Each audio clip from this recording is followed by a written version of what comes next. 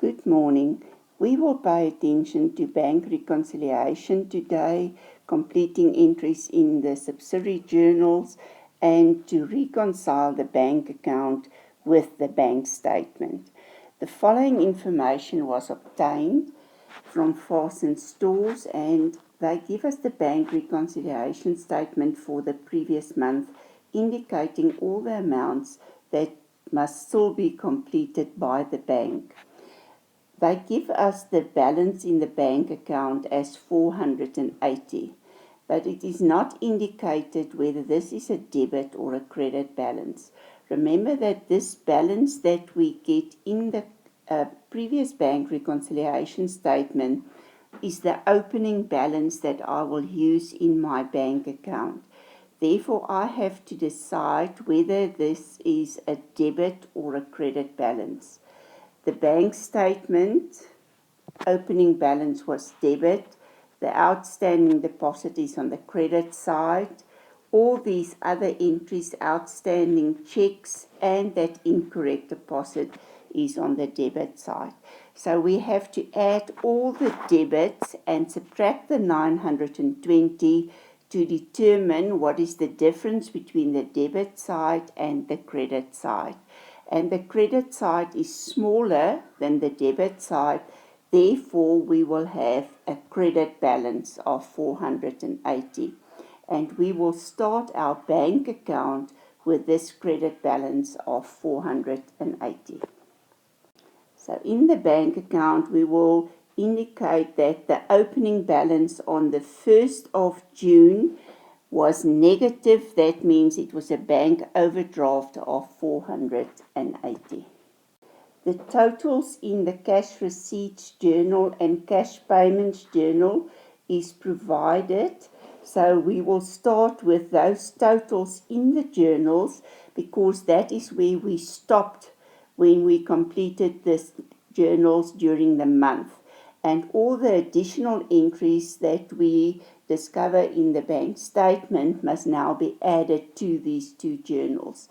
So we start all our different documents, the bank account, the journals, and the bank reconciliation statement, where the last entry was completed. On 30 June, that's the end of the current month, the bank statement showed a credit balance of 3359. So that means we will start our bank reconciliation statement with this credit balance. Credit balance according to bank statement 3357. We've put in all our opening balances now, so now we can start looking at the differences or omissions that we have to record. In the previous bank recon, they have to indicate to us that these entries were completed by the bank. Then it means that we don't record it again because we've already recorded it in a previous cash receipts and cash payments journal, or they will give us information why checks must be cancelled or where there's a problem with any of these old entries that we had in the previous bank recon. Check number 104, that is one of the outstanding checks, was issued to Speedy Repairs on the 20th of December 2014. Now, as soon as you see the date is a long time ago, you have to determine immediately if this check is older than 6 months, because then we have to cancel the check. So if it was issued on 20 December, we say January, February, March, April, May, June. So on 20 June, it was 6 months old. That means this check is now stale or older than 6 months.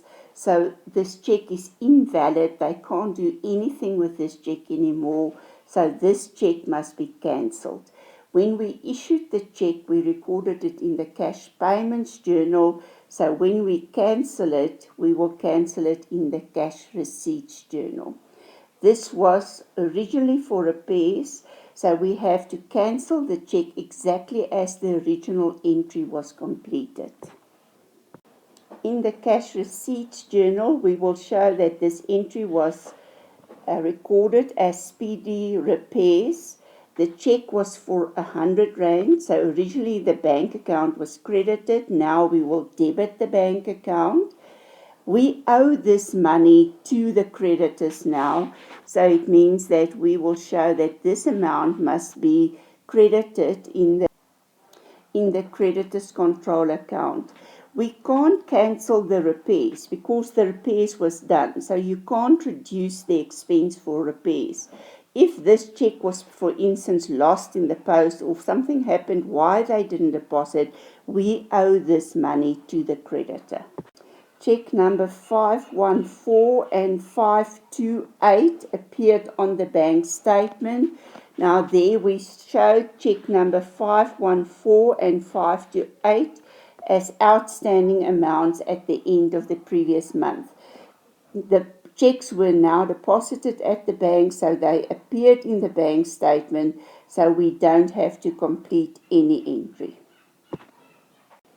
The bank had credited the outstanding deposit of 920 on the bank statement in June. In the previous bank reconciliation statement, we indicated that the bank must credit the account with 920 deposit, and now they've done it. So if we look at these entries, they've recorded that outstanding deposit now. We cancelled the check 104. They recorded those two checks. So there's still one outstanding, the 105 and the 140 Rand. On the bank statement, the bank had corrected the deposit of 140 that appeared on the previous bank reconciliation statement, indicating that the bank made a mistake. So now they've corrected that mistake and we can tick it off in the previous bank recon. So we tick it off, and now we see that the only amount that there was no entry for is the 105. So we must remember that 105. If they don't give us any information about this 105, it means that this check was still not deposited at the bank. Remember, people have 6 months to take it to the bank, and we will have to show this as an outstanding check on the next bank reconciliation again. On 25 June, a check number 580 for 1,200 was drawn in favour of H. Ellis for equipment. This check was post-dated for the 31st of July. Now remember, in your subsidiary journals, when we issue checks, the checks are recorded in number order in the cash payments journal, irrespective if the check is post-dated or whether it's the current date, because the check numbers must be in number order in the cash payments journal. So we already recorded this check.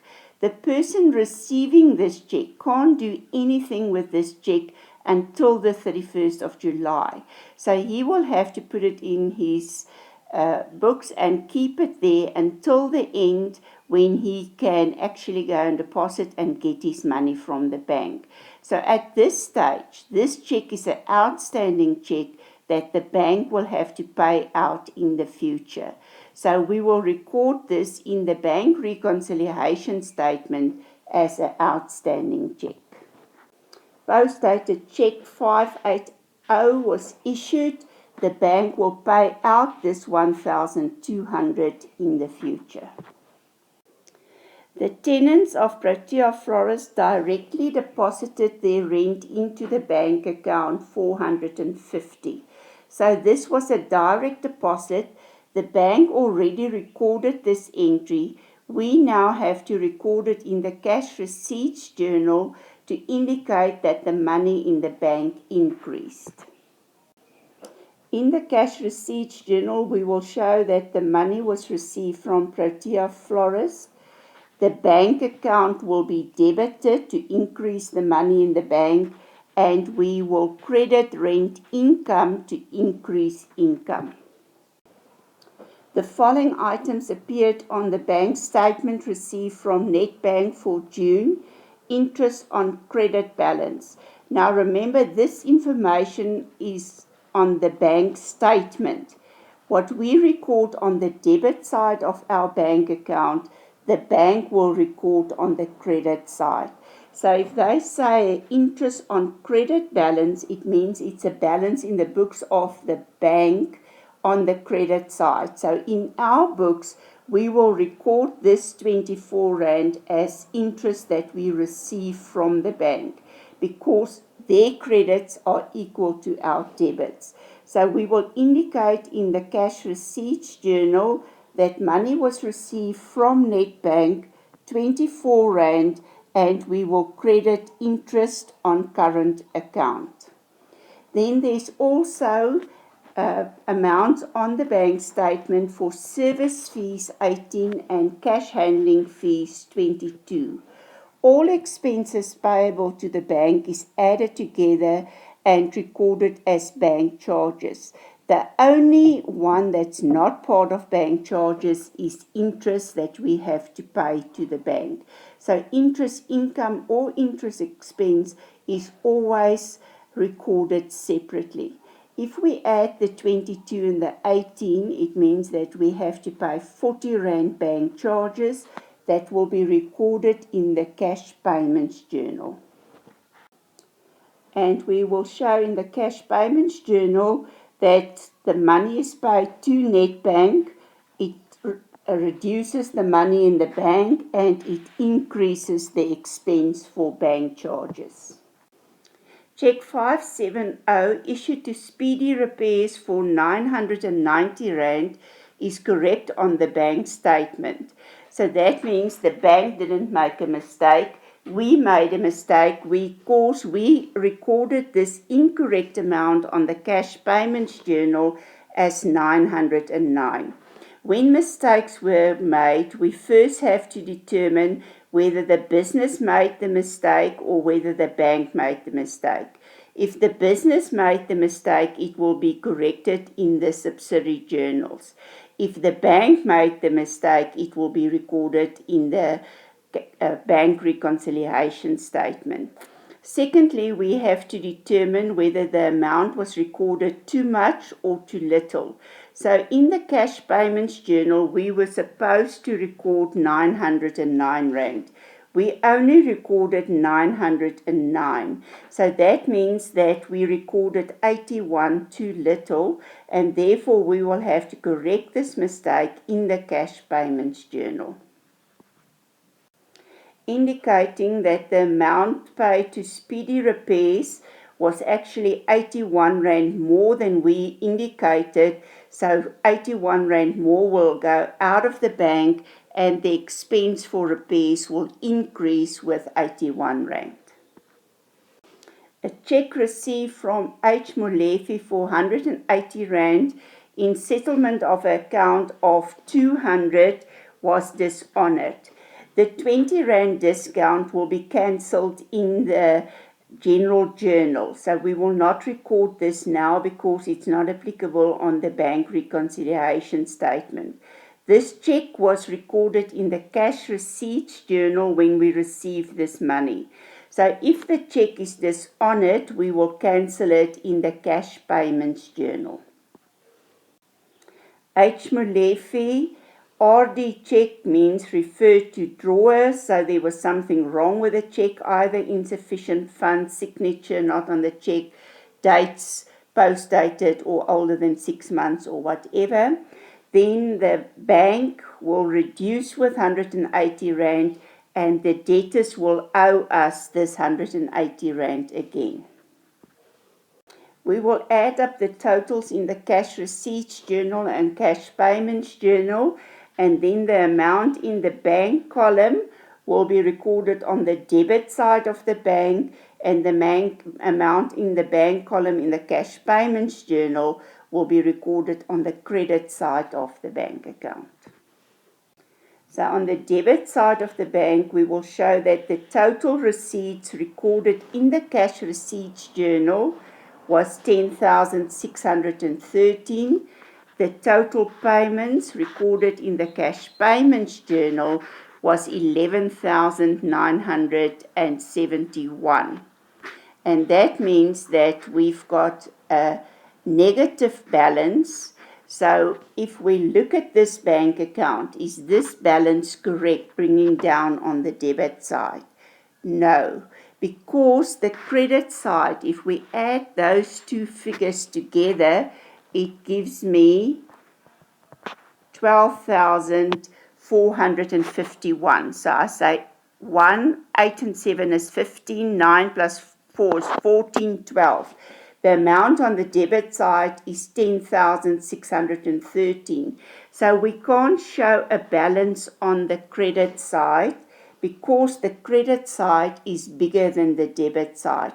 So we will have to subtract the debit side from the credit side to determine what is the balance. Okay, so we see that the credit total is 12,451 and the debit amount is 10,613. So that means don't just assume that the bank must have a debit balance bringing down. You must add up the credit side, add up the debit side, and determine where is the smallest amount. And the side that's the smallest will be the one with the balance. So it means that this balance will be on the debit side above the total, and we will take the total on the credit side, 12,451, minus the 10,613, and that will give us a balance of 1,838. And my totals will then be 12,451 on the credit side, and the total on the debit side will be 12,451. And I will bring down that balance below the total on July the 1st. Balance brought down 1,838. And the balance brought down is the amount that will appear on the bank reconciliation statement. If this balance is brought down on the credit side, it means that you have to show this amount on the credit side of your bank reconciliation statement. So the balance according to the bank will then be 1,838. So we will have it on the credit side because in the bank account the amount was on the credit side and not brought down on the debit side. And this will be a credit balance according to the bank account. Now if we add up the credit side and we add up the debit side, the two totals must be the same. If they are not the same, it indicates that there was a mistake made somewhere, and you have to go and look for this mistake. So in this specific exercise, I especially made this mistake in the bank account because that's where you make a lot of mistakes. You don't really look at which side the balance is brought down, and then you record it on the wrong side. So as I did it previously, the two totals were equal. But now that I've corrected the bank balance, it is not equal, indicating to me that there's a mistake somewhere, and we will have to go and look for that mistake. We will not do that today. I just wanted to point out to you that you must realize that you have to look for mistakes. If you do this in a test and you get to this point and the two totals are not the same, don't waste a lot of time looking for the mistakes, except if it's an obvious mistake that you can see immediately, because you will get marks for every entry that you completed. So if you left out one entry causing this not to balance, it means that you will lose 2 marks. Trying to do the whole question over to determine where's the mistake is going to take so much time that you will not finish the paper and you will lose a lot of marks. What did we learn? The bank statement of the current month must be compared with the bank reconciliation statement of the previous month. so that you can determine whether the bank recorded all the entries that you indicated at the end of the previous month. If the bank recorded entries on the bank statement that was not recorded in the books of the business, it means that these entries must be completed in the cash receipts journal and cash payments journal because the bank already recorded it on the bank statement. So you can't record it on the bank reconciliation statement again. If the business recorded entries that were not recorded on the bank statement, then these entries will be recorded on the bank reconciliation statement because we already recorded it in our books, so we can't record it in our books again. The bank didn't record it, so therefore you will record it in the bank reconciliation statement on the same side as the bank will record it in the future.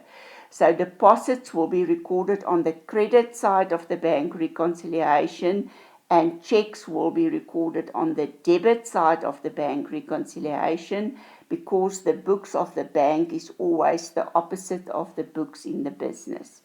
The closing balance of the bank account must be entered in the bank reconciliation statement on the same side as what the balance was brought down.